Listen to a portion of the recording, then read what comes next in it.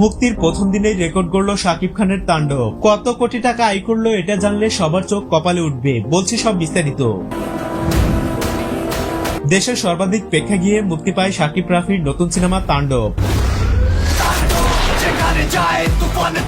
প্রথম দিনে ছবিটি এতটা সাড়া জাগাতে পারবে এটা কেউ কল্পনা করেনি। অবিশ্বাস্য আয়ের রেকর্ড দেখে শাকিব খান নিজেও অবাক। ছবিটিতে একাধিক চমক থাকার জন্যই এমনটা সম্ভব হয়েছে।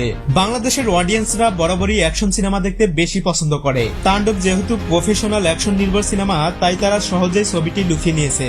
তাছাড়া ঈদে শাকিব খানের সিনেমা মানে জাঁকজমক পূর্ণ ব্যবসা। প্রথম দিনে তাণ্ডবের রেসপন্স দেখে মনে হচ্ছে অতীতের সকল সিনেমার রেকর্ড ক্রস করবে। ঢাকার মাল্টিপ্লেক্স থেকে শুরু করে দেশের সিঙ্গেল স্ক্রিনেও ব্যাপক ভিড় লক্ষ্য করা গেছে। আগামী এক সপ্তাহের ভিতরে সিনেপ্লেক্স গুলোতে কোনো টিকিট নেই।